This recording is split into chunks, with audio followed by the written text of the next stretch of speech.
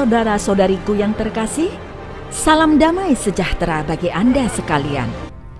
Sebelum saya mulai, ayo dukung channel Kristiani Tube dengan mengklik tombol subscribe dan loncengnya.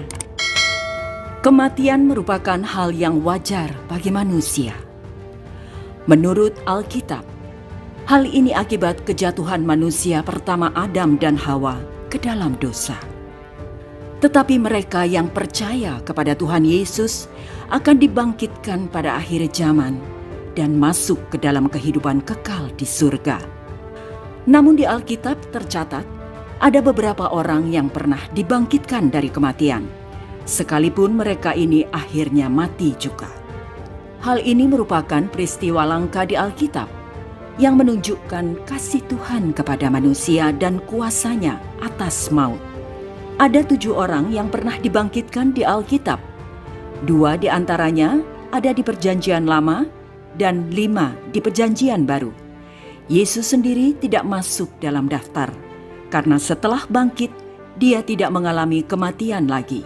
Sebenarnya, di dalam Injil Matius disebutkan bahwa ketika Kristus mati di kayu salib, gempa bumi terjadi dan banyak orang kudus yang bangkit dari kematian. Tetapi kebangkitan ini adalah kebangkitan massal yang peristiwanya sangat khas di Alkitab, yang menandai kematian dan kebangkitan Kristus, bukan kebangkitan yang sengaja dilakukan sebagaimana peristiwa kebangkitan lainnya. Karena itulah, hal ini tidak dimasukkan ke dalam daftar orang-orang yang pernah dibangkitkan di Alkitab. Berikut ke-7 orang yang pernah dibangkitkan di Alkitab. 1. Anak janda Sarfat, 1 Raja-Raja 17 ayat 8 sampai dengan 24. Kebangkitan yang pertama kali disebut di Alkitab adalah kebangkitan anak seorang janda di kota Sarfat oleh Nabi Elia. Janda tersebut dan anaknya tidak disebutkan namanya. Sarfat adalah salah satu kota di wilayah Sidon, jadi tidak termasuk lagi wilayah Israel, dan janda tersebut beserta anaknya bukanlah orang Israel yang percaya kepada Tuhan. Tuhan menyuruh Nabi Elia ke sana untuk memelihara nabinya itu, karena kelaparan parah sedang melanda Israel, di mana hujan tidak turun selama 3,5 tahun di negeri itu. Awalnya, Elia diperintahkan oleh Tuhan bersembunyi di tepi sungai Kerit, serta minum dari sungai itu. Dan setiap pagi dan sore, burung gagak diperintahkannya untuk membawa roti dan daging kepada Elia. Kemudian ketika sungai itu kering, Tuhan menyuruh Elia pergi ke Sarfat untuk memelihara hidupnya melalui seorang janda di kota itu.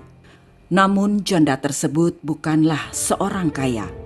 Malahan ia sedang kritis, sebab ia beserta seorang anaknya laki-laki hanya mempunyai sedikit tepung dan minyak sebagai bahan untuk membuat roti. Namun Elia meminta agar ia dibuatkan dahulu roti. Dan ajaib, ketika wanita itu taat, maka ia mempunyai stok roti yang tidak habis-habis selama musim kelaparan. Kemudian anak perempuan itu sakit dan akhirnya meninggal.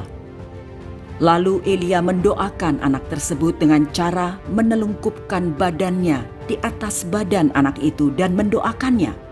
Dan mujizat pun terjadi. Anak tersebut bangkit kembali.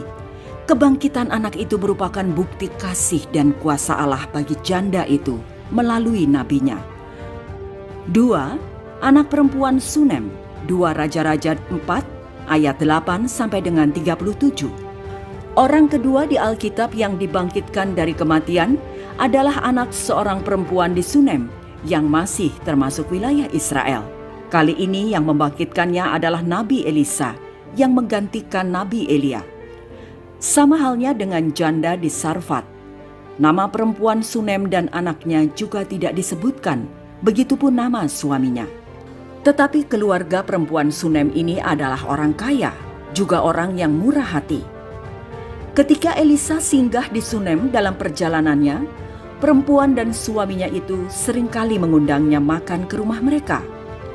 Mereka bahkan menyediakan sebuah kamar khusus untuk Elisa, sehingga ketika abdi Allah itu pergi ke Sunem, ia boleh menginap di kamar tersebut. Dan pada waktu itu, Pasangan suami istri tersebut belum mempunyai anak. Jadi Elisa berdoa dan bernubuat bahwa tahun depannya perempuan tersebut akan hamil dan memiliki anak.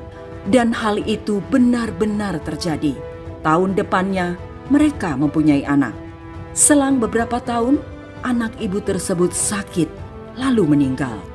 Hal itu diberitahukan kepada Nabi Elisa dan Elisa pun mendoakan anak tersebut. Menariknya, cara Nabi Elisa membangkitkan anak perempuan Sunem mirip dengan cara gurunya, yaitu Nabi Elia, dalam membangkitkan anak janda Sarfat, yakni dengan cara menindih anak tersebut dan mendoakannya. Dan anak ibu itu pun bangkit kembali. 3.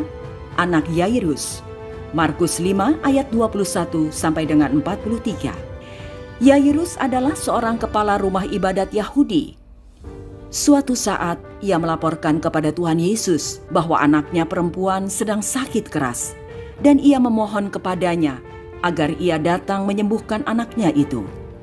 Ketika mendengar permohonan Yairus, maka Tuhan Yesus segera berjalan menuju rumah Yairus, dan orang banyak berbondong-bondong mengikutinya.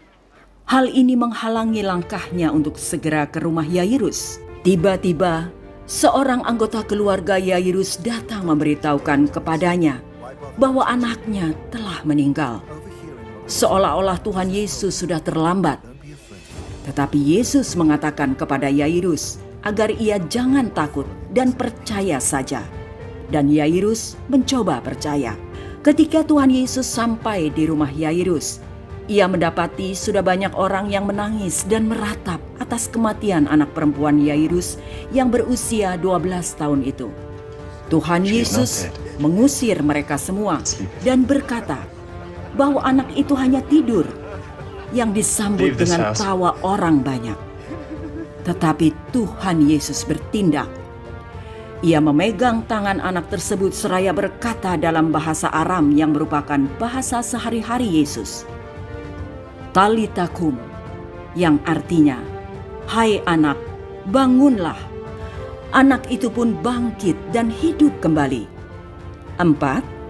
Anak janda di Nain. Lukas 7 ayat 11 sampai dengan 17. Suatu ketika Yesus dan murid-muridnya memasuki suatu kota yang bernama Nain. Orang banyak berbondong-bondong mengikuti dia. Ketika dia berada di dekat pintu gerbang kota itu, ia melihat orang-orang membawa tandu jenazah untuk dimakamkan di luar kota. Dalam tandu tersebut adalah seorang pemuda, anak tunggal ibunya yang sudah janda. Tidak disebutkan nama janda dan juga nama anaknya. Janda itu menangisi kematian anak tunggalnya. Dan janda tersebut disertai oleh banyak orang dari kota Nain. Melihat hal itu, Tuhan Yesus sangat tersentuh hatinya. Ia berbelas kasihan kepada janda itu. Ia berkata kepadanya, "Jangan menangis." Maka ia menghampiri usungan jenazah itu dan menyentuhnya, sementara para pengusungnya berhenti. Lalu ia berkata kepada jenazah anak itu, "Hai anak muda, aku berkata kepadamu, bangkitlah." Maka anak itu pun bangkit dan hidup kembali.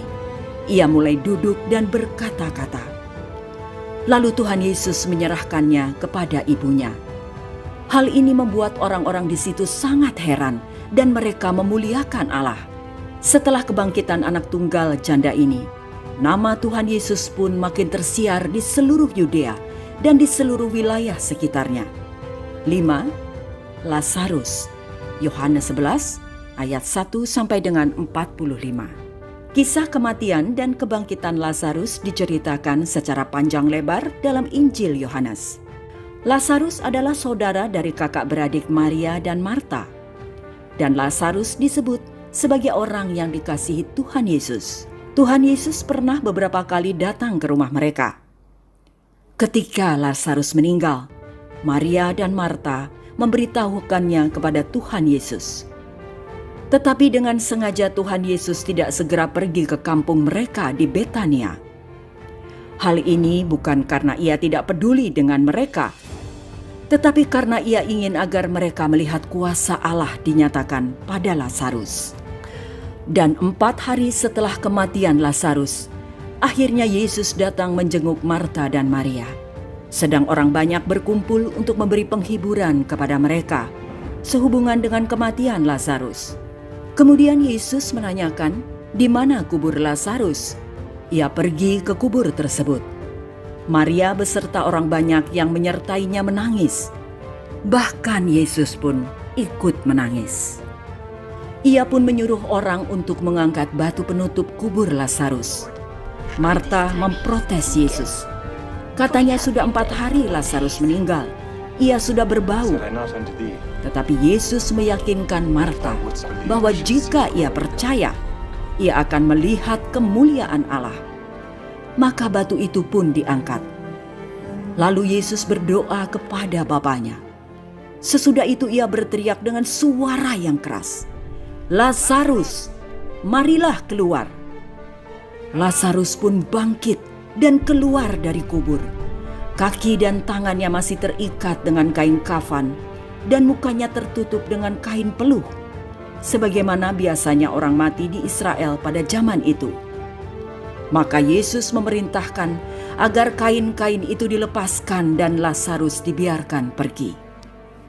Banyak orang yang melihat hal tersebut menjadi percaya. Tetapi imam-imam kepala Yahudi dan orang-orang Farisi malah menjadi semakin benci kepada Yesus. Bahkan mereka juga berusaha untuk membunuh Lazarus. Sebab oleh kebangkitannya, banyak orang yang percaya kepada Tuhan Yesus. 6. Tabita, Dorkas. Kisah Para Rasul 9 ayat 36 sampai dengan 43. Tabita adalah salah satu orang Kristen di kota Yope. Tabita adalah nama Ibrani, sedangkan Dorkas adalah nama Yunaninya. Ia seorang yang rajin bersedekah dan berbuat baik kepada orang banyak. Ia juga suka membuat pakaian. Dan karena suatu penyakit, ia pun meninggal. Tampaknya ia masih gadis pada waktu itu. Maka orang-orang Kristen di Yope memanggil Rasul Petrus. Mungkin mereka percaya bahwa Petrus sanggup untuk membangkitkan Tabita. Saat itu Rasul Petrus sedang berada di kota Lida, di wilayah Yudea yang cukup dekat dengan Yope. Ketika Rasul Petrus datang ke rumah Tabita, ia menyuruh semua orang keluar. Ia pun berlutut dan berdoa. Kemudian ia berpaling ke mayat Tabita dan berteriak, "Tabita, bangkitlah!" Dan pada saat itu Tabita pun bangkit dari kematian. Ia membuka matanya, lalu duduk. Petrus membantunya berdiri dan menunjukkannya kepada orang-orang percaya di Yope. Peristiwa kebangkitan Tabita ini tersiar ke seluruh Yope. Akibatnya banyak orang menjadi percaya kepada Tuhan Yesus. 7. Eutikus. Kisah Para Rasul 20 ayat 7 sampai dengan 12. Orang terakhir yang dibangkitkan di Alkitab adalah Eutikus. Ini dilakukan oleh Rasul Paulus. Kejadiannya adalah di Troas. Saat itu Rasul Paulus sedang mengadakan perjalanan penginjilan ke berbagai daerah. Dan ia melewati wilayah Troas, di mana banyak orang percaya tinggal. Karena itu, Paulus menyempatkan diri untuk menemui mereka.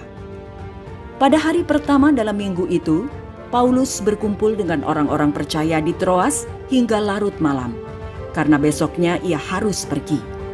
Mereka memecah-mecahkan roti dan Paulus berbicara kepada mereka dengan sangat lama. Saat itu, Eutikus, seorang jemaat muda, ikut mendengarkan Paulus. Ia duduk di jendela di lantai 3 tempat mereka berkumpul. Karena Paulus selama berbicara, maka Eutikus pun mengantuk dan terjatuh dari jendela.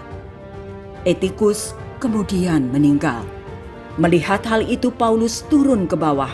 Ia mendekap anak muda itu dan menghidupkannya kembali. Eutikus bangkit kembali.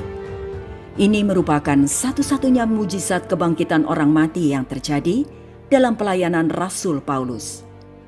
Itulah 7 orang di Alkitab yang pernah dibangkitkan dari kematian.